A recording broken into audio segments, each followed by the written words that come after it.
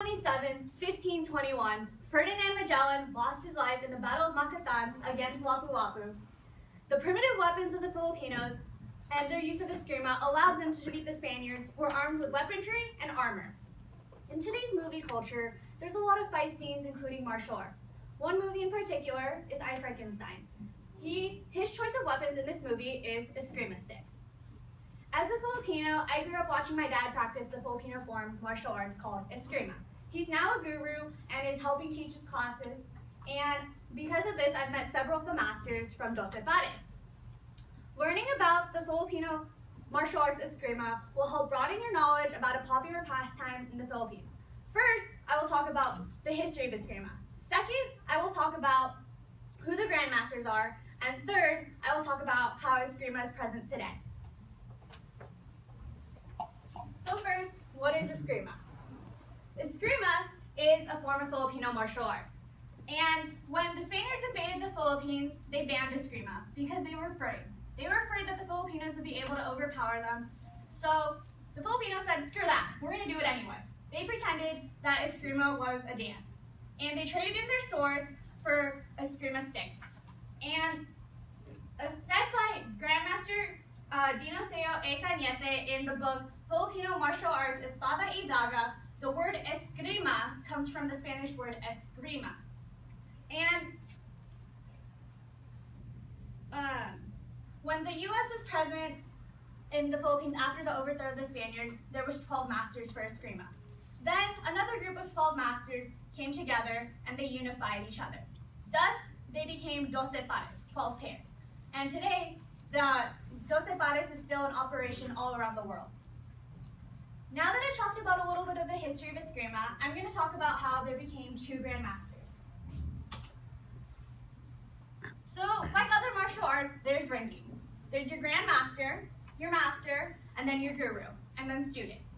So, as said by Vincent Palumbo on the History of Circa Cacoy website, the two grandmasters are Dinoseo Dinoy A. Cañete and Circa Cacoy Cañete.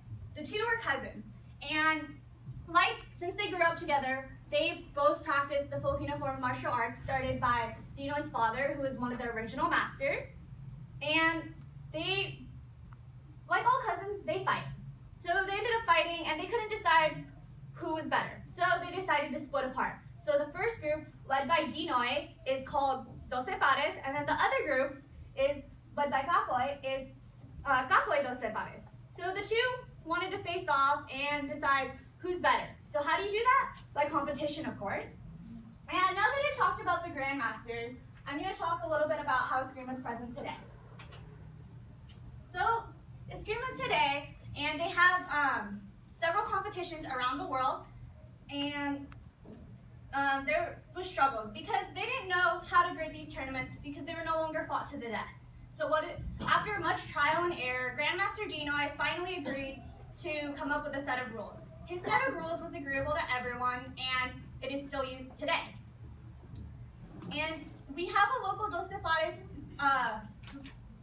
in our area called Los Angeles Doce Pares, and it is headed by Master Erwin Mosqueda, and some gurus that help teach out are Anthony Castro and my dad. According to the Doce Pares website, there's classes held both in Los Angeles and in the South Bay. Classes in Los Angeles take place on Saturdays and Sundays at Griffith Park, and classes in the South Bay take place on Tuesdays and Thursdays.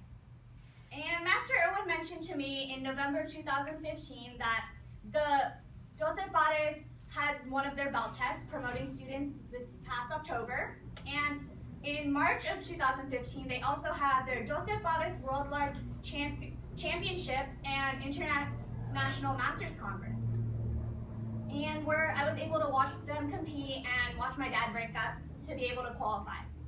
So, and this year, in the summer of 2016, they will be having the World Tournament in the Philippines. Now that I've talked about a little bit of how martial arts is present today, I'm going to start to wrap things up. Today, I was able to share with you a little bit of the Filipino martial arts form eskrima. And first, I talked about the history of eskrima. Second, I talked about the grandmasters. And third, I talked about how eskrima is present today. The Battle of Macatan is the most famous battle in Filipino history. Every year, on the anniversary of the battle, people get together and celebrate the victory, reenact the battle, and have a giant party. And who doesn't love a giant party with lechon?